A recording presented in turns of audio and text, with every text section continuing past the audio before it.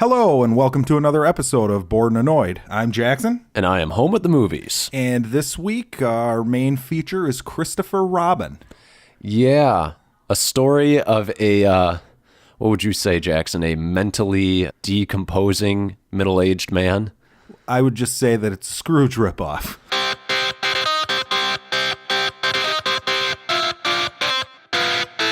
Bored and Annoyed. So before we get into news, Alex, I did want to kind of point people in the right direction as to how they can subscribe to us. I know, I'm always lost on the internet. Where do I click to subscribe, Jackson? Well, I typically post the link to the website, and there's all the social share buttons underneath that for Facebook, whatever. Right. But if you go into whatever app you listen to music on, or, Spotify, Google Play, right. Or if you have Google Podcasts, and the big one being iTunes, just search for Bored and Annoyed on there. You'll find us. And then if you don't follow us on social media, one thing that I'm planning on starting here is if you scroll down to the bottom of the website and put your email address in there, I'm going to have it set up so any content we post, you'll get an automatic newsletter sent to your mailbox. Yeah, you don't even need to search, you don't even need to come to our site. Boom, right there. Correct. Inbox. Yep.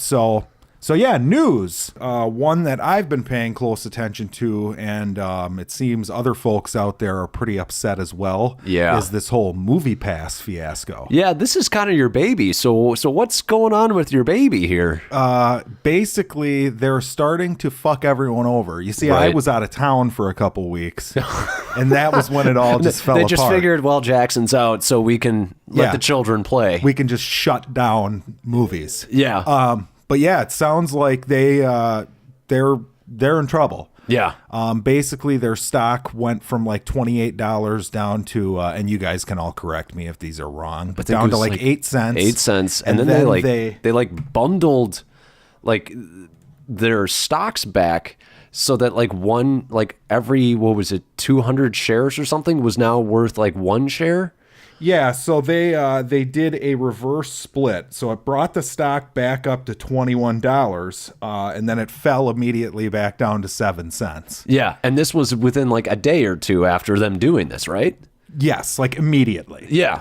And then, so they tried to kind of fix this problem by doing some new things. So, Right. for instance, first run movies that were in over like 1,000 screens or something, they blocked people from seeing in the first 2 weeks. Right.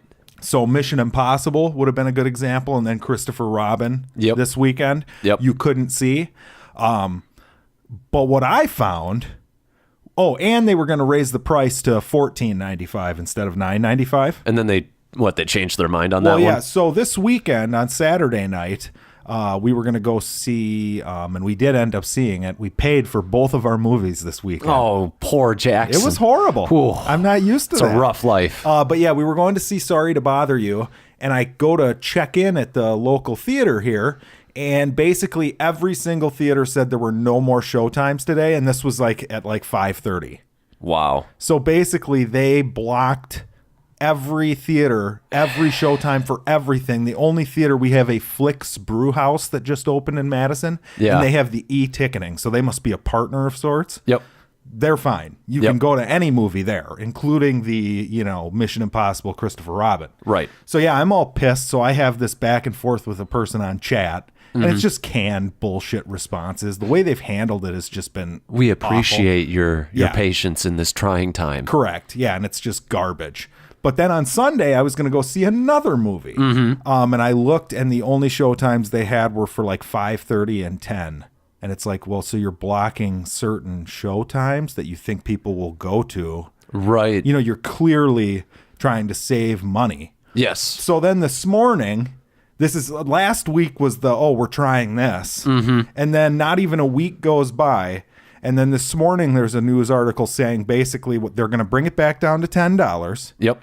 And then they're going to limit people to 3 movies, but they're not going to block what movies you see. Right. And they're going to offer up to a $5 credit for additional movies that you see beyond the 3. Right. And I had heard that they were, at some point in the last week or 2 weeks, they had been blocking certain theater chains I don't know if that's true, but it's something that I had heard.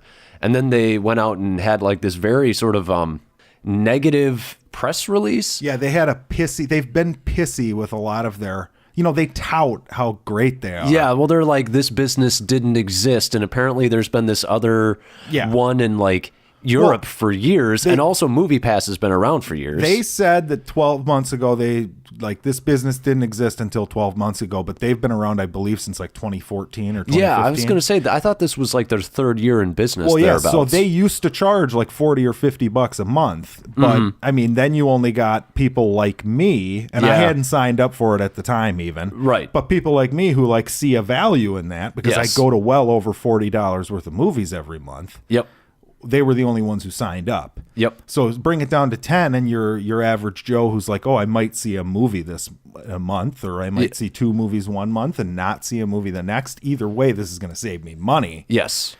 They all signed up. Yep. And then the problem is, last I checked, they were basically, the average MoviePass user was going to 1.5 movies per month. So so basically they were losing that extra 50%. It wasn't evening out for them. Right. And I think their whole data plan fell through. They couldn't get the theaters to share any concession revenue, any of that shit. Well, and that's the thing that's a little funny to me is like, they seem to be trying to strong arm their way into like some of the concession stand money. It certainly didn't work. Yeah. Yeah. I mean, and then in that statement that I was talking about, they went out and basically said, well, these greedy theater chains are, they're the reason that we're not working. And, it's like, no, it's because your business model is fundamentally flawed. It didn't work. And you didn't make the changes. I mean, 6 months ago, you should have upped it to $15 a month. Right. I would have been fine with that. I think most people would. I mean, you pay $10 a month for Netflix. Why wouldn't you pay $15 to see basically movies for free? And you had the hook in me. Yeah. So you could have upped it to 20. Yeah. I would have kept it. Yep. But yeah, so I reached out to people on Instagram to just kind of, see if anybody else had any problems. I got a couple responses regarding problems this weekend. One person, InstaSam3309. It was impossible. It felt more like a scavenger hunt or a dare to find a movie I could see. I ended up just buying a ticket like some normal person. So I'm with InstaSam. I felt the same way. Oh, you MoviePass people are on a different level. Yeah, my response was I had to pay for my own tickets to 2 movies. Oh, the horror. But and then another person, YJD Media, said MoviePass had to have one of the most, see, now they're already speaking in the past tense. Everybody's just assuming they're fucked. Right. But MoviePass had to have one of the most asinine business plans ever. I canceled mine last week. Might be jumping to AMC's new plan. Right. So there's other options out there now. Yep. Well, it's becoming, it's an interesting idea. But it's so, I mean, clearly it's just not executed well. Right. And then the other thing, I posted something on Twitter too, and this company AdThrill, I'm not entirely sure what they do, but it's at AdThrill. Okay. They said, would you ask their subscribers if they were open to saving MoviePass by watching and rating a few ads a month in their dead time? So basically, she's saying, or he's saying, I didn't get the sex of the person, I'm sorry. But they're basically saying, like one way MoviePass could get revenue is to have people look at ads. And I don't know, this has kind of been my thought since the beginning, is like, if on the first time of the day I open MoviePass, like if I open it for the first time on a Tuesday, they made you watch like a 30-second movie trailer or something. Right. Fine. Yeah.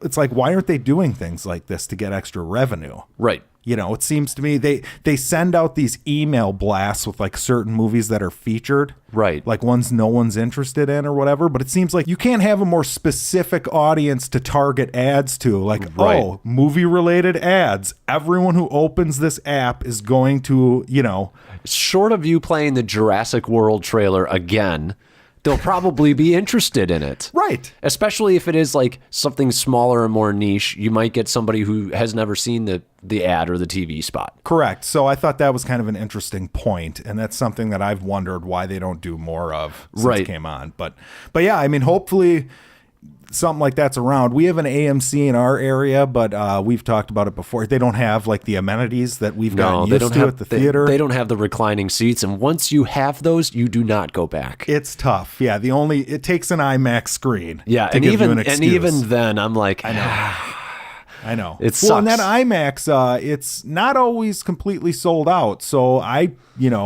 think they should probably put them in there too. I do too. Yeah, I understand why they don't. And I'm a little afraid of what will happen to the IMAX screen price if they do put those in there, because they're going to have to cover that loss. That's a good point. I'd rather have the seats at the price than have a price hike and have the seats. Yeah. So I mean, are you with these people? Do you believe that I think the writing's on the wall. MoviePass, as far as I can tell, they're done. So I think that MoviePass probably is done, but they have created so it wasn't created by them 12 months ago, but now it's in the popular movie going, Yeah. They've affected the industry as far as that subscription service goes, where I believe some form of it will be in place. Like there's Cinemia. There's another example. Yes, that's sort of their main. I don't even want to say competitor because they're actually in business and staying in business. So, good point. But they don't have as many people. They don't have as many people. I have a feeling a lot of people will be switching over. The people who liked MoviePass, but they're like, well, if I can pay a little bit more for a reliable service, I'll pay the extra bit. Correct. So yeah, there you go. That's our MoviePass rant of the day. Yeah. So I was right. Oh, that's fine. I saw a lot of movies. That's true. You saw more movies than I did. I saw a lot of movies, and I paid a lot less. And you're like one of those people who like, oh God, it's like it was a crazy ride. Right, exactly. Well, it was great while it lasted. Yeah, I mean, you're like somebody who lived through the 80s. The thing was fantastic, or is fantastic still. I'm not giving up yet. I hope they make it. But otherwise, I'm just going to get a competitor. So I'm. The fact that I could just wake up on like a Sunday morning, nothing to do, and it's like, oh, well, open the MoviePass app, find a showtime, go. Right. No, there's nothing else I'm doing. It's not going to cost me an extra cent. It's just fantastic, to be honest with you. Yeah. Well, and I think anybody who listens to this would be interested in something like that. So correct. I mean, I'm really interested to see what happens to the movie industry, what it's going to look like 5 years from now. Yeah, it should be interesting. But more news. All right, what else we got? Do you like Chris Rock? I like Chris Rock. I'm a big Chris Rock fan. Yeah, so you actually said before we started recording, he is going to star as the new lead in Fargo Season 4? That is correct. That's pretty exciting. Yeah, and, I mean, this is another one where I thought it sounded great, but I also wanted to hear what other people thought. And They Call Me Crazy said, I've only watched season 1 and 2 so far, but I love the show. I think Chris Rock will be a great fit. It will be especially interesting if he's not just comedy relief and he's cast in a more dramatic role too. I would really like to see that. So that's kind of where I'm at too. That's exactly, great call. Because, I mean, that's exactly, I think, where everybody's at. I mean, it's like, yeah, we know what Chris Rock brings to the table as far as comedy, but it would be interesting to see him, do some drama. Yeah, and I think he'll be good because that Fargo's just, it toes that line. It toes the line, absolutely. Correct. Absolutely. So yeah, I like the idea. To be honest, I got through half the third season and something came up. It fell off with Ewan McGregor. Right. And but I can tell you the first 2 seasons were fantastic, and what I saw the third season was good. So I'm going to have to finish that. Right. I'd say it's kind of become one of the new sort of I don't want to say must-see shows, but it's definitely one of those like a very high quality. Kind of reminds me of like Mad Men, not a huge viewer base, but just very popular. It's getting nominated for shit every year. Right. So. Yeah. Well, we got another person who's kind of funny joining a big thing. Marc Maron might have a role in the new standalone Joker movie. Any details on what the role would be? No. But I mean, if anybody has seen him in Glow or even his TV show, just Maron. He's funny. I used to listen to a lot of archived Opie and Anthony stuff, the radio show, and he was always a fun guest. Yeah. Oh, he's amazing. I mean, he has one of the one of the most popular podcasts in existence currently. Like just right there behind Joe Rogan or something. I don't know. He might be more popular than Joe Rogan. I don't know. But yeah, I'm excited for Marc Maron. I like him. He's funny. I don't know what he'll play. I'm assuming he'll probably play a comedian. A comedian or like a... Well, I mean, you think of the Joker story, he was a stand-up comedian. That's true. Oh, that could be good. So, I mean, he might be like the club owner or something. Like in The Killing Joke or whatever? Yeah. There's the crew of comedians that kind of give him a bunch of shit or whatever. Yeah, I'd be fine. I'd also be fine with him playing like a mobster. And also, it's going to be set in the 80s, so, you know, he could just be some coked out dude. True. But yeah, I'm excited for that. Supergirl. They're making a Supergirl movie. I'm not going to get excited about it. Unless they call what's her name. And that's what I'm going to call her because I don't know her name offhand. Melissa Benoist. Yeah. Benoist. Yeah, sure. If she's in it, I'll be interested. I like her. I do like her. I am not super keen on the show anymore. I like the first season. I haven't watched since the Nazi crossover. That's where I stopped. Okay. The thing that has me about this movie is the fact that they got the writer for Cloverfield Paradox. That's not a good choice. What are you doing here, DC? I mean, unless you find out that Cloverfield Paradox was one entirely different fucking thing. Could have been. You know what I'm saying? Could have been. You never know. You might be right. It is sort of weird. DC is very much just, let's just throw everything at the wall, see what sticks. That is, I was just going to say that. So because, basically they're just continuing that. Oh, because, so Wonder Woman popular? Women. Right. Let's do women. Maybe it's just that it was a good movie. You know? Maybe that was the magical secret. Yep. I mean, that's the thing that gets me about WB and DC right now is they are following trends and they seem to be getting like the wrong messages from every movie. You know, they're like, oh, let's turn Suicide Squad into like Guardians of the Galaxy, splatter it with neon colors and pop songs. Right. Just make a good movie. Stop following trends. Sure. Talk about following trends. Oh boy. You know what would have been a really hot movie back in like 1998? Venom. And now it's not so hot. No, it looks like it's about 20 years too late. I just watched the trailer for this. Yeah. Because I hadn't seen it before we started recording. The one-liners. Yeah. Oh. They're awful. I'm Eddie Brock. Well, and the Venom, like, his voice is fine. Yeah. But he's not scary if he's spouting, like, comedic one-liners. Like a turd in the wind. So all this shit about how this was going to be, like, a kind of scary. Yeah. Like, no. Sure doesn't look like it. This looks like it fits in with, like, Elektra and Daredevil. Oh, geez. Don't go that far. Let's hope not. I am not trying to be hyperbolic here.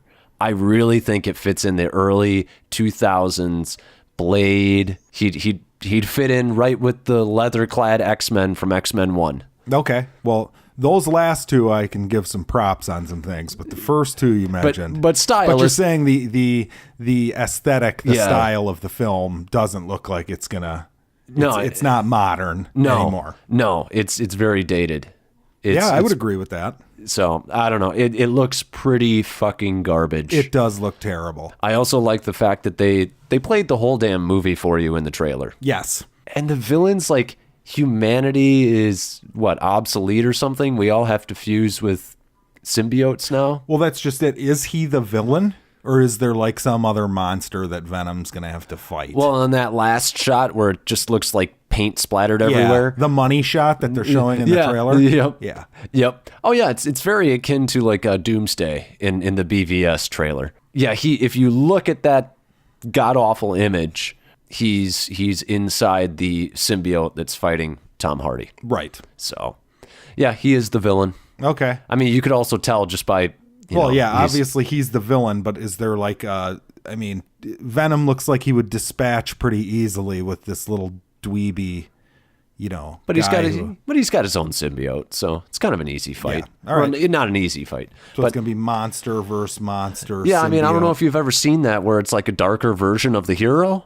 Have you ever seen that? I don't know. Before? I don't know. Maybe there might have been a movie that ruined a certain franchise. What was that ended a franchise? What was Zod again? Oh, that I was thinking. I was thinking Black Spider-Man versus Venom or whatever. Yeah. I mean, it's a try to Ant-Man versus that's true. Whatever the fuck he was. The bee guy. Yellow Jacket. Got it. I'm the Marvel guy, and I can't even fucking remember. It wasn't a very memorable one. No. Last piece of news. This one, I'm just kind of interested to see what you have to say about this. So Jeremy Renner was offered a role in Mission Impossible 6, but he turned it down because the director was going to kill him in the first action sequence. Poor Jeremy Renner. Must be rough. You aren't in Avengers, and now you're turning down paychecks that actors from across the globe, like Tobias in Arrested Development, would love to take that role. That's true. Yeah. He would. And, he'd find a way to be blue in it, too. But no. The only thing I can think of is, well, shit, if they're going to write me out of this, then I won't have any chance to come back for the next one. Right. So now Jeremy Renner's still out there. Well, the way I think about it is, think about Jeremy Renner's history. He did, Hansel and Gretel. I think he was maybe hoping I didn't see that one. I didn't either, but I think maybe he was hoping that would have been a franchise. Okay. Then he did, let's see, what was next? Well, he did the fourth Bourne movie, and obviously he was gone for the fifth. He's written out of the Bourne series. Yep. He was about to be written out of the Mission Impossible series, and he was not in Avengers Infinity War. Yeah. I kind of can't blame him because he's like, no, you can't write me out of this one. Watch, everyone who died in Infinity War comes back, and Jeremy Renner dies in Infinity War 2 or whatever. I do you say poor Jeremy Renner. I actually almost do feel bad for him. He's a man in search of a franchise, and no one will give him a franchise. He's in that Marvel franchise, though. He's gotten a lot of good money for, a couple of them he's been more featured in, I guess. But in general, I think he's done okay for himself. That's true. And he was in that the Hurt Locker a few years ago, so he's got years ago. No, 10 years ago. Yeah, like 10 years ago. But he's got his acting chops. Yeah, role. That's the thing is I like him as an actor. I think he's actually a pretty damn talented actor. Yeah, I like him, and I liked him in the Mission Impossible movies too. Yeah, I was kind of like, where's Jeremy Renner? Yeah, I was disappointed with him in Rogue Nation because he didn't really do anything in Rogue Nation at all. Ghost Protocol was the introductory to the character, and then he just kind of sits around and points a gun at somebody. If I remember correctly, he was involved in a couple of the fun courtroom scenes or something. Yeah, you're right. He didn't do any action stuff. Yeah. So that was a little disappointing, and I can understand from that standpoint, that trajectory in the franchise. I'm the new character. I'm exciting. I'm on the back burner. I'm dead in 10 minutes. All right. That's a bad trajectory. Tobias Fugi or whatever his name is. He'll be calling him up for the next one. He's just looking for a new start. Right. That's a joke. So what did you see? Did you see it? Okay, so we saw quite a few movies in the theaters, but did you see anything at home? I was going to say, so we usually start with stuff we just watched. Yeah. I watched, first off, I want to mention one I didn't mention last week because I actually liked it quite a bit. It was pretty good, was Unsane. Remember seeing the trailers for that? I do remember. That's the one who the woman has the stalker. Correct. And then she ends up checking herself into like a mental hospital, and she is convinced that her stalker is working within the mental hospital, and nobody will listen to her. Yes, you just nailed the exact plot. That's the plot. This one was pretty good. It's Steven Soderbergh, so he does kind of this kind of movie. I didn't know it was him. And I like him. Okay, that's a must-see now. What was the one that came out with, what's her name? Rooney Mara and like a few Side Effects. Did you see that one? I didn't see Side Effects. That was the last one I saw, and this one kind of felt like that, where it's kind of like jarring. Filmed very strangely. The aspect ratio was off. It's not like, like a typical widescreen image. Okay. It looks like it was filmed with some sort of a home video camera or something. Good. But it's good not choice. Found footage. Okay. yeah, basically she gets put in an asylum, and it's one of those where, well, is she crazy or is she not? Right. You start to pick up one way or the other pretty quickly, though, so it's not like they hold that all the way through. Okay, so it's not like a whole, like, unreliable narrator kind of situation. Correct. Gotcha. It was good. Okay. Claire Foy, I want to say, is the name of the star of it. Okay. And yeah, she was good. I would recommend that one if you want like a good little thriller-ish. It's a very good date movie. I would say this would be something you'd want to sit down with your significant other and watch, because is this a serious comment? Because you're kind of giving me a little bit of a smirk. No, it is, because I think women would like it because it has a strong female lead in it. Okay. And men would like it because in the back of our minds we're getting an inside look at the crazy, whatever. But no, it was good. I thought there were some good supporting characters in it. Nobody played by anyone you'd know, which was kind of refreshing. Nice. Not particularly like terrifying or scary by any means, but enough to keep your attention. And yeah, I'd give it like a B. Okay, so, cool. Yeah. I'm glad to hear it was good, because it was one of those ones where I was like, I watched the trailer and I was like, this looks pretty damn good. But then my girlfriend said, I don't know, it doesn't look very good. And I was like, am I crazy? Am I like the lady in the movie? Well, so I kind of had the opposite thing where I thought it looked like okay. Okay. I would see it. Okay. But and the girlfriend, she wanted to see it. We didn't end up seeing it. Mm-hmm. And of course, I put it on at home, and she falls asleep 10 minutes in.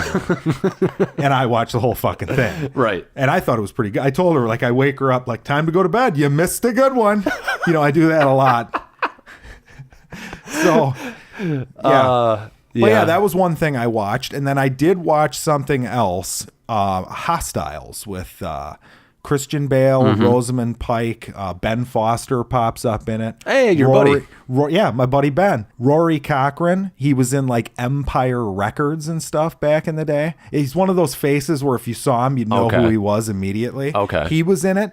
It's a Western. Yeah. Basically, it's this Union soldier who is reaching the end of his duty. Okay. He's been in the army or whatever for 30 years. Okay. And his last job is to take this Native American chief and his family from New Mexico to Montana because the chief is dying of cancer.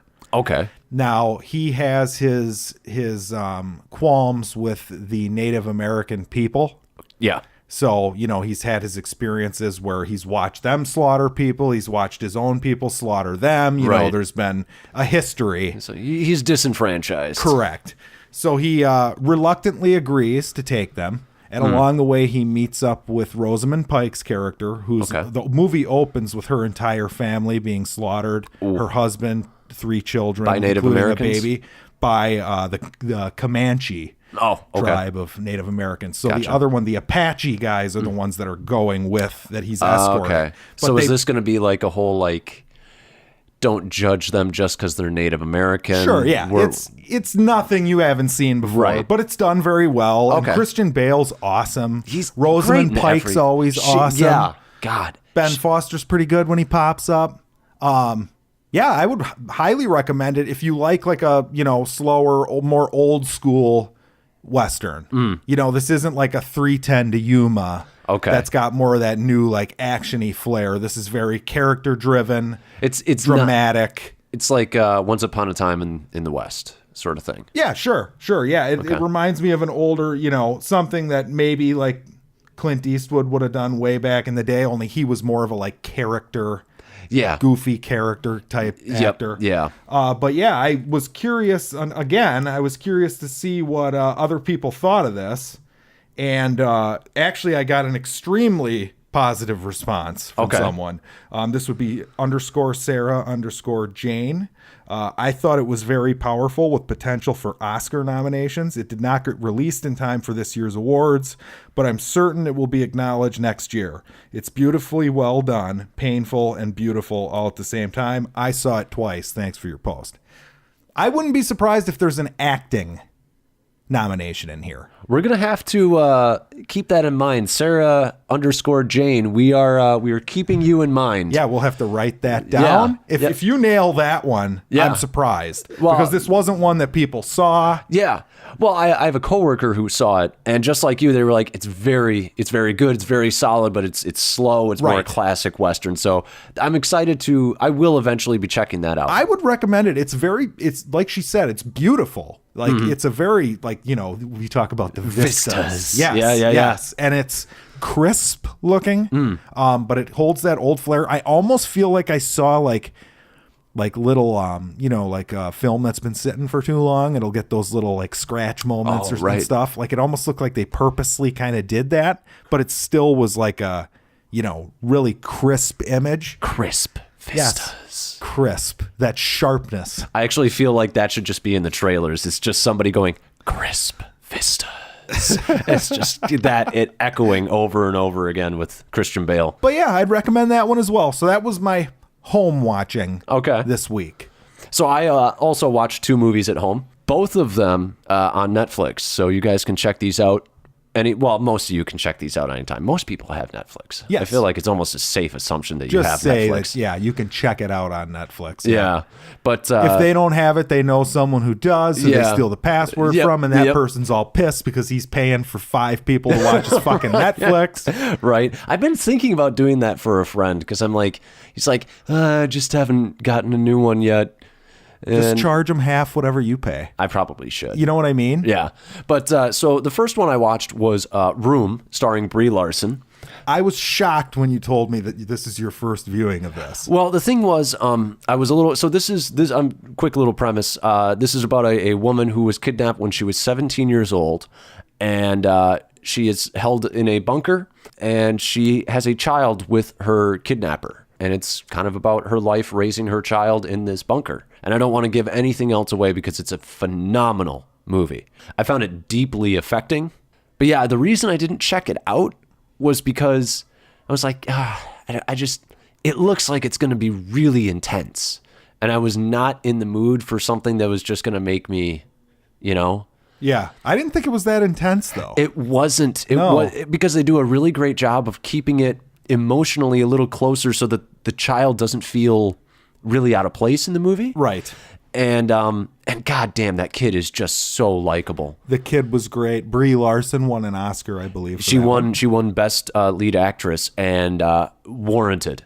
I thought it was a powerful performance. Yeah. I don't throw that around very often. How would it not be? Though. Yeah, I know. Well, the subject matter. Yeah. But I mean, man, the thing was, But she was good. Don't get me wrong. Right. 20, 30 minutes into the movie, I look over at my girlfriend and I say, I see why she won an Oscar, because she is doing so many different emotions in this. She's not just like always freaking out. She's not always crying. She's doing a lot of layered stuff where she's trying to hide something from her kid. Right. Jesus. I mean, that's the most impressive part, is because she's putting on a facade for her kid so that her kid doesn't know exactly what's going on. And but the facade starts cracking. Well, you can see through her, like when she does the like, oh yeah, and she'll be like lying basically. But you can see through it and see what she really feels. And when she starts cracking, it's beautiful because it is so fucking human. Yeah, it was good. I liked it. And like I said, the kid was adorable. I loved his little like he's got, so he only knows like the room, and that, I'm not going to spoil too much. I'm just going to say like, well, it's part of the premise. Yeah, I would say. So he doesn't really perceive reality the same way that like we do. Somebody who's born outside of a singular room and can leave and exist out in the real world. So he's like, I'm the best at drawing and the best at this. TV's the best at something. Toilet's the best at getting rid of poo. Right. And I just found it, I mean, kid was just adorable, but he also had like these great emotional bits too. I don't know if I loved it, but I thought it was fucking great. It was really good. It affected me for days. It just came up in my brain, just sitting doing nothing. And that doesn't always happen to me. So I was really happy about that. And then the other movie that I saw on Netflix was The End of the Tour. See, now this one I don't even know if I've heard of. This starred Jesse Eisenberg and Jason... Lex Luthor. Yeah, yep. Our buddy Lexi and Jason Segel from How I Met Your Mother. Okay. So this is actually based on real people. So there's a book that this guy wrote about this interview. So Jesse Eisenberg plays David Lipsky, who's a writer for Rolling Stone. And he goes and interviews, and this takes place in the early 90s. He goes and interviews David Foster Wallace, who was a writer who wrote a book in the 90s. I can't remember the title of it, but it was one of these sort of like, holy shit, like this kind of writer only comes along like once in a generation kind of thing. And he was a very intellectual kind of writer. Okay. And so the movie starts out with Jesse Eisenberg gets a call, and it's, did you hear that David Foster Wallace killed himself? And then it flashes back 12 years ago to his first meeting with David Foster Wallace for this Rolling Stone interview. Okay. And Jesse, dramatic role then, dramedy. It's more of a drama. Okay. But there is a little bit of comedy in there. Well, yeah, with those two, they both can be kind of funny. So. Yes, but they're funny in a sort of darker way. David Foster Wallace is a very insecure human being and intensely neurotic. And so there is some humor to be derived from just how strange he is. Okay. But the character dynamics are awesome.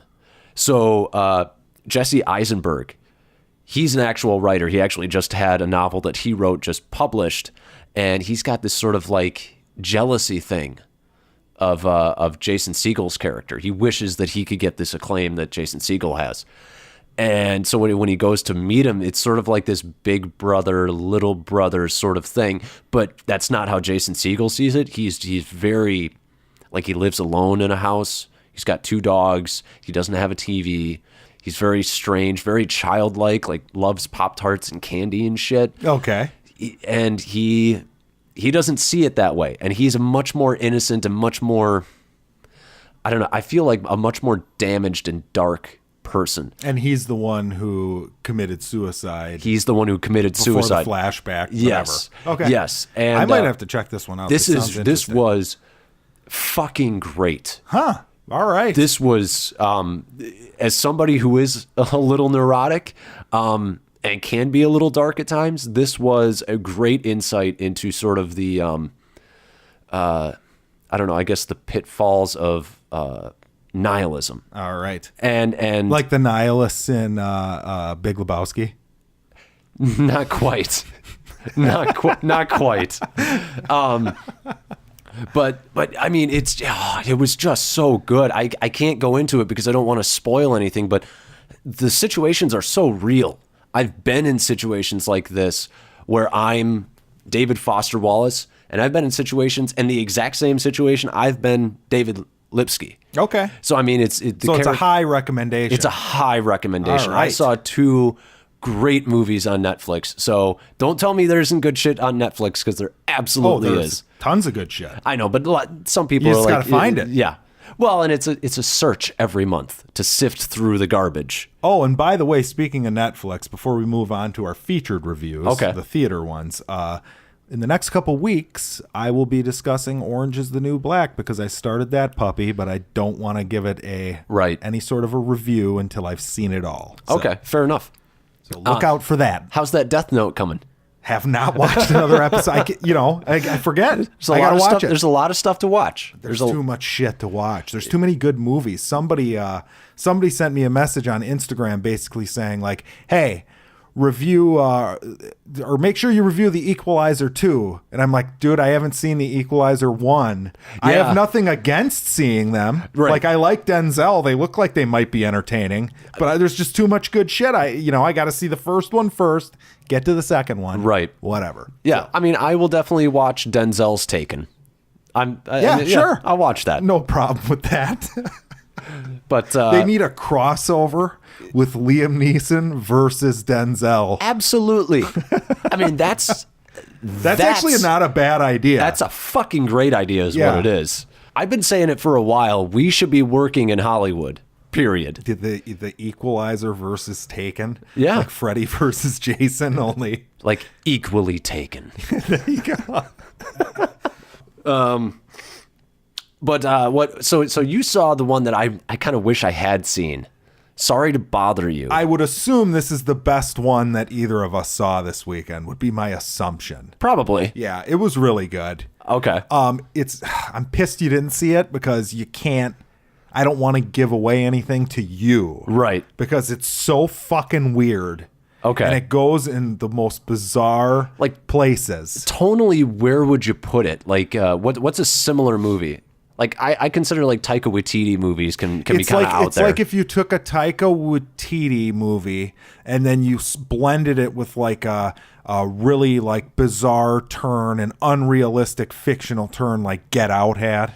Oh, okay. Where it's like, it's not just the tone that's weird. Okay, so like the actual shit happening. Okay, is science fiction weird shit. Okay, because I remember there's a bit in the trailer where the elevator says that it hopes that he hasn't jerked off today because they need him to be like productive. That was great. Yeah, there's a bit at the beginning that had me laughing harder than anything that's had me laughing in a while, where it's like a corporate meeting at the whiteboard. Okay, you know, like, oh, let's get the team together and have a discussion. And basically, this guy like is up there like giving his spiel about he's trying to get the salespeople all pumped, and he's like, bag them and tag them, you know, whatever. And the guy's like, wait a minute, what does that mean? And he starts going into like, well, you know, somebody dies, you know, you bag them, and then like when you get that sale, like that's you clipping the thing on the toe and whatever. But it's just, and I don't remember it word for word, but just morbid shit you would never hear in an office, right? You know. But like another fun example is like it's a very anti-capitalism plot. That's the message. Okay. And at the beginning of the movie, like he comes to interview for the job, and he's got like his like. I worked at whatever bank for 5 years, and I was the manager, and I got this employee of the month, and I have this other trophy. And he literally comes into the interview with like these plaques and trophies. Okay. Like, and the guy's like, well, I worked there from 2011 to 2015 or whatever. And he's like, you didn't work there, so I know you're lying. And the guy's like, oh shit, you know, whatever. Like he's like, no. But this tells me that you have the drive. And like, you know, so basically like the message is over. That's pretty good. It was a good bit. There's a lot of good bits in it. Like I said, I'm pissed you didn't see it because what you got to go see it. And then we should probably talk about the second half of it. Okay. Because it gets so fucking weird. Right. And a lot of the stuff, like I'm still laughing.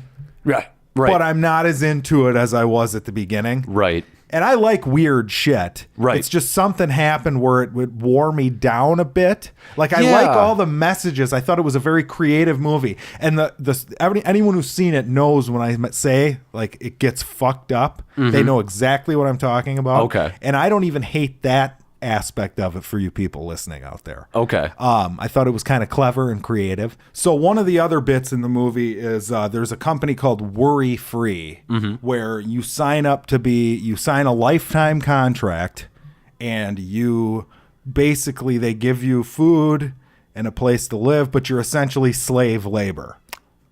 Okay. So once you start getting into like Worry Free, and the head of Worry Free, who's played by Armie Hammer in a fantastic turn for him. Okay. He's fucking hilarious. That's when it gets just off the wall fucking insane. Okay. You know what this is kind of reminding me of? This almost feels like British humor. This almost feels like Hitchhiker's Guide to the Universe almost. Yeah, to the galaxy? Or to the universe? To the galaxy, sorry. The galaxy. Yeah. I hated that movie. Did you really? Yes. I mean, I haven't seen it since I saw it. Martin Freeman, like prior to him kind of being known? Yeah, that was Zooey Deschanel before she was a big thing. Yeah. So a couple of the performances I already mentioned, old Armie Hammer. I believe, and this is a guess, and actually it's not a guess anymore because I just looked at my computer monitor, but when the main character does the white man voice, it's David Cross. Yep. I knew that right from the trailer. So right when I was listening to it, I'm like, oh my God, Tobias Funke. Yeah. And then the main guy is played by, I'm going to probably butcher his name, Lakeith Stanfield. Okay. I'm sure I butchered that. Tessa Thompson's in it as his girlfriend. Right. The guy who plays Glenn in The Walking Dead, the Asian dude, he's in it. Danny Glover's in it. Danny Glover makes a rare appearance. Yeah, I saw the cast and I was like, this is a stacked. I think Terry Crews is in it too. He is. I mean, it's just just talking about it's making me laugh. I mean, I was laughing through like all the way through it. It just mentally sort of wore you down near the end. It's so weird that I think I spent more time just in awe of the bizarre things that were happening. I feel like I'm going to like this more every time I watch it. Okay. God, you're making me really excited to see this. The ending's going to not upset. This isn't a movie you get upset by. Okay. But it goes fucking off the rails. All the metaphorical stuff regarding like race and anti-capitalism is all done brilliantly. Okay. In my opinion, all the metaphors are funny and fantastic. Okay. Yeah. Highly, highly recommend it. And I mean, I don't know if I'm going to keep this in the podcast, but I don't want to say a huge fan of capitalism, but you're a pretty big fan of capitalism. You're like more of like a let the free market do its thing kind of guy. Absolutely. So, I mean, for you to come out and say that this anti-capitalist movie didn't bother you, I think that kind of says something. Well, I just don't. If I didn't like movies that had an that's slant, true. I wouldn't see any movies. That's true. I think if you have something intelligent to say and it's creative, like I don't have a problem with like an environmentalist message when it's done well, like WALL-E. But right. that one with the priest that got all the critical praise, I thought was kind of a pile of shit. Okay. As far as being an entertaining movie. Right. Again, that was one where it's like, yeah, I guess I have to recommend it because it's got good performances and it's different. Mm-hmm. And if you like that sort of thing, you'll probably like it. Okay. But so I guess my question would be, because it is anti-capitalist and you're sort of ideologically sort of opposed to that sort of idea, were the ideas like so they were well executed, but did they actually like make you think? Do they have like a decent point? Sure. And I'm like, I think capitalism does more good than harm, I should say, but that doesn't mean I don't understand that there's pitfalls to it, like with anything else. Right, yeah. Like, so it handles the pitfalls, right. It puts a magnifying glass on those, but it's like funny because all the characters are kind of pissy with the main character because he's kind of like, he was kind of living in a shit pile. Yeah. And he kind of makes his way up. Yeah. And you can't help but watch it and be like, well, how can you blame the guy? Yeah. Because the characters, without getting into it too much, basically like he betrays his moral code or whatever. Yeah. And obviously like nobody's for slave labor. So it's not like I'm going to sit here like, oh, this fucking movie. Right. This is fine what Army Hammer's doing. And then it really goes off the rails. I'm totally stoked to see this. It's like a cartoon, like anti-capitalism, whatever. But I thought it was really good. I liked it a lot. Well, a lot. I'm going to get into something that's actually kind of a similar movie. Before you do, okay. You asked me to bring this up because I told you that there was it was freezing cold in the theater. Oh, right. Yeah. To the point where the fiance was ready to leave. That's nuts. So note to your movie theater owners out there, temperature is important. And the fact that you tell us before the movie, like if there's an issue with temperature, sound, whatever, to come find you, that doesn't help you because the movie started. Yeah. And people pay to see a movie. Yep. And unless they're about to piss themselves, they want to sit through the entire movie. Yeah. Especially if you're a movie person. I don't understand these people who just go to movies and just don't care. Well, like, there's plenty. It's crazy. It's fucking nuts. But, the thing that I don't understand about this is like, it's summer. It's summer. Why are you spending the extra money to keep it that cold in your theater? Like that's fucking strange to me. That's so much money spent on. I have a feeling that there's like the HVAC unit is somewhere, and early on the HVAC line is that theater. Okay, here's the thing. So down the hall quite a ways, they probably have a nice, perfectly. Okay, here's the thing. My dad is an HVAC engineer. So I would tell you that he would say that's a shit design if that's how it's fucking run. Well, that's like we're in the loft of my condo, our quote unquote studio, recording this, and I have that problem where the HVAC's in the basement and it's trying to push all the air all the way up. Yeah. But I don't own a company You need like a dual zone or a 3 zone. You need HVAC to be set up correctly. Yes. But either way, the point is have a staff member at the beginning of the movie or between the screenings go in, and if it's too cold, figure it out. Yeah. I mean, tell them to sit down for 2 minutes. And if they start getting cold, don't be like, hey, how was the temperature in there? Well, I was running around vacuuming everything. It actually felt kind of hot to me. All right, we'll turn it down some more. Yeah. Like, no, don't do that. Well, it's summer. I'm in my shorts and t-shirt going to see a movie. I don't want to fucking freeze to death. It's like, do I need to bring a goddamn hoodie to a movie when it's 90 degrees outside? I do hate that. Yeah. I do really, because I have left the house and been like, well, I'm in my sandals right now. Do I need socks and shoes? Because I'd rather not do socks and shoes, but I probably will need them in the theater. Right. And I hate that. Yeah, so be prepared. But anyways, but sort of a similar movie, started out really quite great and hilarious, and started wearing on me a little bit. Teen Titans Go to the Movies. Yeah, and I'm excited to hear what you thought of this one. This movie was actually like really fucking funny. Like, okay, I will say the thing about it that got me a little bit was the animation. Is I mean, sure, it's a step up from whatever you would see on, I think it's on Cartoon Network, but it's still done in that very sort of simplistic style. So it's very strange to watch something that could just as easily be on your TV on a big screen. It looked like something from like Disney Channel or something. Yes. Now they do step it up in certain sequences. There are certain sequences in which they stylistically do different types of animation, and those really stand out and they're really quite good. But there is that sort of factor of like, well, I could have just watched this at home. This could have just been an hour-long special. It doesn't have some mind-blowing animation like one of what we're used to now with like Lego Movie and all that kind of shit. But what it lacks in animation, it makes up for in wit and humor. So it's funny. It's very funny. Now, I got to ask right off the bat here. We had discussed on a previous episode, does Nicolas Cage actually show up as Superman? Yes, he does. That's fantastic. A couple of times. It's quite great. There are some great jokes in this. I will say something so the basic premise is that the Teen Titans are not respected as heroes in this sort of, like, this takes place in what you would just understand as like the DC universe. Superman exists, Batman exists, all that stuff. And all these superheroes are getting movies, and nobody respects the Teen Titans, and Robin really wants a movie. He wants a Robin movie, and everybody's like, it's laughable. They go to the movies, and so Batman has his new movie, and it's just called Batman Again. So they're actually going to the movie. They're going to the Batman movie, which stars Batman, and Batman is playing as Batman in the movie.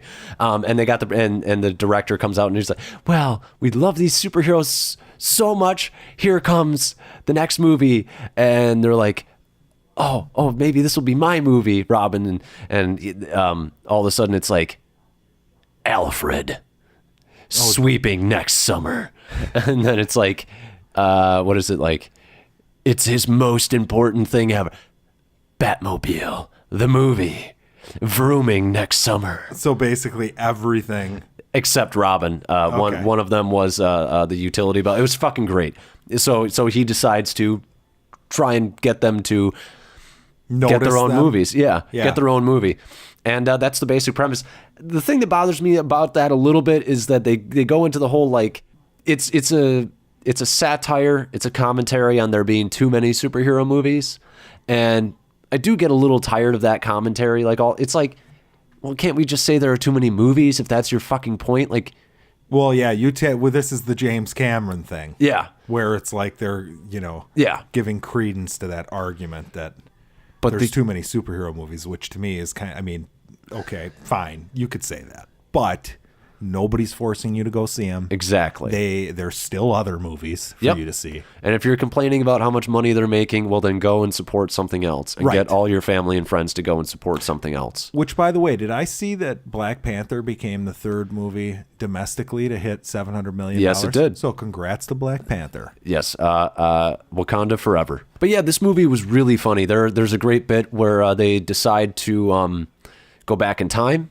and try and stop all of the tragic backstories of all of the superheroes from happening.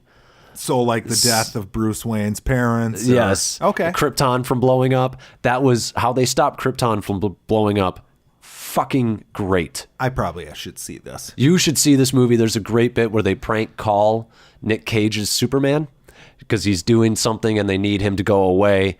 And so they call and they're like, help! It's me, Lois Lane. You gotta save me from Gene Hackman's realty schemes. So it's real. It's real, like inside baseball, it's Deadpoolish almost. Yeah. It's okay. Deadpool for kids. In fact, there's a villain in this named Slade, also known as Deathstroke. Okay. So you've seen him. Deathstroke's in this? Deathstroke is the main villain in this. All right. And the great thing is, I don't know if you know this about Deathstroke and his connection to Deadpool, but they basically look like the same character. At least that's how they were designed in the comics. Sure. Deadpool was originally designed as kind of like a commentary on Deathstroke. Okay. So it's Slade Wilson is Deathstroke. Wade Wilson is... So let me ask you this. This is kind of an unfair question, I would say. What's better, this or Deadpool 2? Oh, I had more fun with this. There you go. Absolutely. The jokes were funnier. Now, it loses steam. About it's because it tries to have a message, and it's much better when it's just doing little skits and little bits. Okay. But it tries to have a message, and that runs a little long. There's so many great lines in this movie, though, and I still was laughing throughout, even though it runs a little long. Okay. But a recommendation? Absolute recommendation. I think adults, kids, you could take this one with your kids. I will say, though, fair warning, at the end, Robin is trying to wrap up the movie. And if you do take your kids to this movie, he says, quick, children, ask your parents how babies are made. Oh, so Jesus. If you don't want to have that conversation... That's pretty good, though. It's fucking great. That's funny. It's a really funny parents movie. Can bullshit their way through that. They there's can. a stork. There's a stork. Yeah. Whatever. I don't know if you've heard about this stork. But absolute recommend. It was quite fun. All right. Well, speaking of kids movies. Yeah. Our big highlight of the week. Yes. Man losing his mind. Christopher Robin. Yeah. So what did you think of Christopher Robin? This was a weird one for me. Okay. Because I chuckled quite a bit at the little Pooh jokes and Eeyore and Tigger and all the whole crew. Now, to be fair, I'm not like a huge Pooh guy. I'm not either. Like, I think back on my childhood and there's not a lot of Pooh. You know? There was a lot of Pooh, but just not that Pooh Bear. Well, speak for yourself. Well, I didn't have that problem. I think you might have had a different problem. But no, so...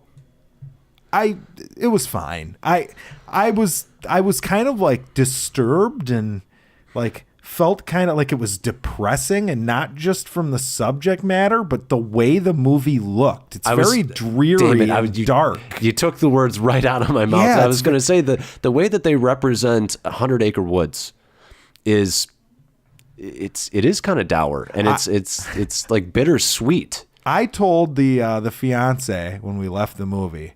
I was like, God, it looked like a Holocaust movie. Yeah. It sounds awful, I know, but it's like it had this dark. Yeah. It's tough to explain. I mean, you can see it in the trailers now that I think about it. Yeah. I mean, it would have been so much better had the beginning been very bright with his childhood. But I know what they were trying to go for. They were, because the first scene is it was a little brighter. It got a little brighter as the characters kind of got together. But then they're in London and it's raining. Yeah, it was very strange. I mean, it would have been so much better to accent how dour and rainy London is to have it be bright and Technicolor and basically Guardians of the Galaxy when you go to 100 Acre Woods. So you would have liked that idea. That would have been your way of doing it, is to really contrast the two lands. Yeah, okay, that makes sense. And it would have made the parts with Pooh and all of them feel a little happier and a little less dour and somber. Well, that was one thing that's like, and like I said, I'm not a Pooh guy. Right. Like I know the characters. I know there's the worrywart and the goofy bastard and the depressed and the one. Goofy bastard. And that would be Tigger if anybody couldn't figure that out. And watch out, there's the Goofy bastard. Yeah. Well, I know that there's those characters, those archetypes. Jackson makes your children's shows. That's right. the goofy bastard. So I'm watching this and I'm like, God, was it always this depressing? Like even when Pooh talks, it's like everything Jesus has like Christ. Everything has like a double sad meaning. Yes, and you're just sitting there like, okay, maybe and I want to say right off the bat, like I said, it's the third time I've emphasized this now. I am not a Pooh guy. Right. But you go on Rotten Tomatoes or Flickster or whatever. Yeah. It's got like a 90-something% with audiences. So I'm assuming those are Pooh people and that they really connected with this movie. I mean, I would say it's got a nice message. It's not an original message. We've seen it before. Like you said, it's a Scrooge ripoff. It's the Scrooge, yeah. Man who's obsessed with work needs to reprioritize his life and realize that he doesn't live to work. He works to live. Right. And that his family is the real reason for living. Totally done before. Kind of a message I think everybody needs to hear from time to time. So I think that hits people pretty good, especially when they're like, oh, I just remember Christopher Robin from my childhood as being the kid who hangs out with Pooh. Now to see him and see him, myself, in him, in a really quite sad way, I think that gets people emotionally. Yeah, sure. I don't think it was a great movie either. No. I thought it was fine. I thought it was fine. Like, I was actually emotionally affected by it because I was like, man, I feel bad. I do feel like that sometimes. You know, you go to work and you're like, fuck, this place sucks. And or there are you people forget the good, like when you think about the good old days when you didn't have a care in the world. Yes. You know, it does make you a little sad. I didn't like melancholy. I didn't like the beginning. Because the beginning like starts with Christopher Robin leaving 100 Acre Woods. And so they just start you off with a depressing scene. Well, the whole fucking movie was like, yeah, like I said, it's like what. And then they like just breeze through like his whole fucking life. True. He goes off to World War II. Yeah. I believe it was 2 in this movie, but I think it was 1 in the original because it was written in like the 20s or whatever. But yeah, no, that was my thought too. I'm like, wow, they should have, with this tone, they should have just done Christopher Robin goes to war. They made a fucking war movie. It looked like a fucking war movie. It did. Yeah. Now I will say this: set design was beautiful in London. All the costumes were great. I like the design of the characters, the little teddy bear like stuffed animal characters. The weirdest thing to me, and this is because I watched Winnie the Pooh as a kid, I never really associated Winnie the Pooh with being a stuffed animal. So I just always like thought he was just like a real like a baby bear that sounded like a weird adult man. Again, it's hilarious you say this because when the movie got out, the girlfriend is more of a Pooh fan than me, and I looked at her and I'm like, is there a reason why the owl and the bunny rabbit aren't like stuffed animals and the rest of them aren't? She's like, well, they're stuffed animals, and I'm like, no, but are they stuffed animals? Yeah, like, I never. Are they stuffed animals? She didn't really give me a good answer. Well, because the problem is that it's a cartoon. So you've got a talking owl next to a talking bear. How are you supposed to fucking make? I was lost on that. You know? I don't understand why the owl and if somebody please tweet me, why are the owl and the bunny rabbit not stuffed animals? And why is Christopher Robin hanging out with an owl? That's a predator. That predator is going to eat the fucking bunny. No, but they're friends. Come on. But yeah, no, I thought the characters, the voice acting, like Brad Garrett or whatever, as Eeyore especially, was hilarious. He was the standout performance in the movie, which is, I think, a little sad. I mean, I love Ewan McGregor, but I mean, he doesn't do anything all that great. It's true, but who's there to see him? Right. We're all there to see the cute little... And I love seeing Haley Atwell. She plays his wife. Always good. I like her. Yeah, I like her a lot. Little Girl was pretty good. Yeah, sure. There's a lot of just pretty good, fine, whatever. There's nothing. Okay, so last week we talked about Mission Impossible and how it, was a movie you've seen 100 times before, but they did all the stuff well. Yeah. This just the opposite for me. They didn't do it awfully. But it's not memorable. It's just a movie by the books. And it's like, if you're in the mood for that, if you need, I feel like it's one of those movies that like, it's almost a mom movie. Because it's like, it really this is your tagline. It's a mom movie. It almost is, though, because it's like it's a movie that you put on, you have a nice little cry because you feel bad about your life and working too much, and then you get a nice little message at the end and you feel better about your life. So it's one of those ones where you can feel sad for a bit and you feel happy, but you don't really get too much out of it other than that little bit. Yeah, it's not like a piece of art or anything. Stylistically, like I said, that's the big one that gets me, is like, why didn't you make it brighter for the children's It was weird. parts? Yeah, I thought it was odd. And I thought Pooh looked really weird. I like the look of Pooh. I didn't mind it in the trailers, but seeing it in like the whole film, for some reason, I don't know, he didn't look like, I would not want to play with that stuffed animal. Oh, come on. You wouldn't want him moping around being... he was almost as depressing as Eeyore. Eeyore. He was. Yeah. Actually, I would say he was worse because Eeyore made you laugh. That's true. Eeyore had the only lines that made you laugh in the movie. Well, Tigger made me laugh just because he's Tigger. Okay. Yeah. And Piglet, because she's I didn't like... Piglet had a new voice in this, and I didn't like that. Oh, wow. Okay, see, I don't know the voices. But I like Piglet. Yeah, I mean, Piglet's fine. But yeah, the other thing now, we were talking about the anti-capitalist message of sorry to bother you. Yeah. Now, this one had a little bit of that going on, too, at the end. It did. This one was a little bit more, and I understand it's a kid's movie, but this one was a little bit more like, yeah, I don't know if it would exactly work that way. Absolutely. Where you're just kind of like, this one... okay, I get it. Fine. I'll let it go. I'm going to use one of your phrases. It ties it up in a nice little neat bow. Right. And yeah, it's a kid's movie. It's absolutely a kid's. Flip that pyramid over. Yep. And Christopher, clearly, this is all he had to do this whole time. Right. Is, what you'll see at the end. Yeah. Now, I don't even know if we have to do spoilers for this. No. I mean, somebody who gets upset about spoilers for Christopher Robin. Right. I think, I'm sorry, you might need to reprioritize. I don't even think that there's enough going on in the plot where I feel like our discussion just now pretty much hit everything. Yeah. I mean, we can go into spoilers right now and talk about specific scenes. So spoilers. Yeah. The one scene that I was like into would have been like the car chase thing at the end. That was pretty... With them all in the cab and stuff. That was all right. It was all right. Right. I think the one that put a smile on my face was when, and it felt very much, this is Hook.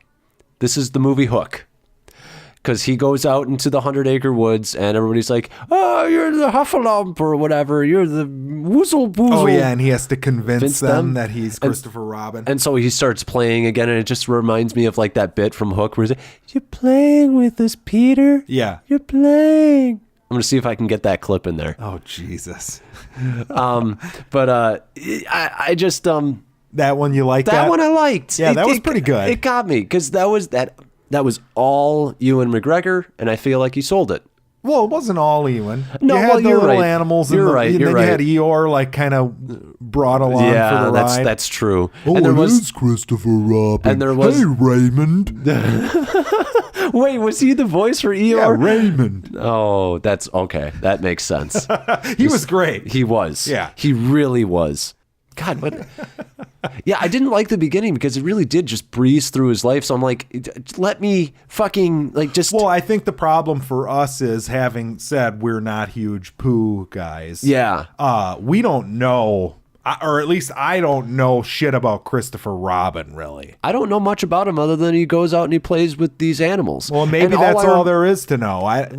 And all I know is from that 90s show with the Pooh Bear, Winnie the Pooh Bear, that 90s I never theme. saw that. It was like a 92, Apparently, 95. though, there's another Christopher Robin movie that came out last year with Margot Robbie in it. What? And it's like the true story of like the writer of Pooh and his son, who Christopher Robin's based on. Right. And apparently it's a lot better than this. Okay. So I'm going to watch that. Okay, I'll check that out. It's like the Finding Neverland for Winnie the Pooh.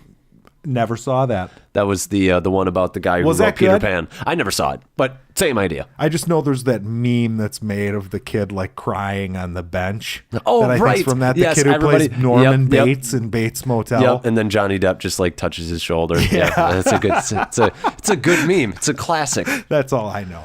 But yeah, that was it. I mean, I've got nothing much to say except for I was disappointed because I was excited to see it.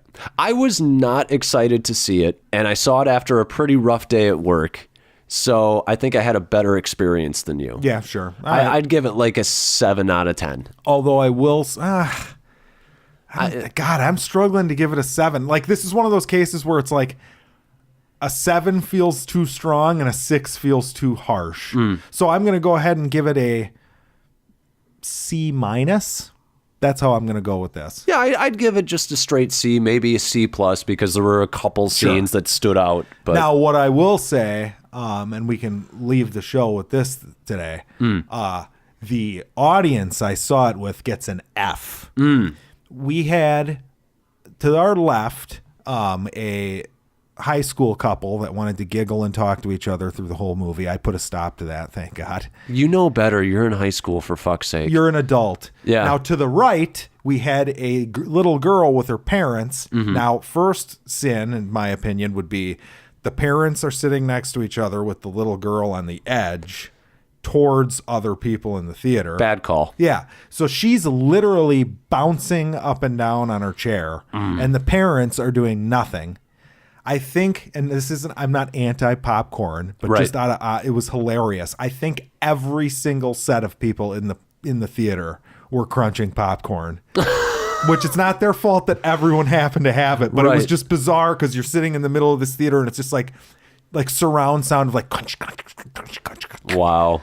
It was fucking bad. So that might have affected my movie going experience as well. Yeah. As it tends to do when you have people. But the worst is parents.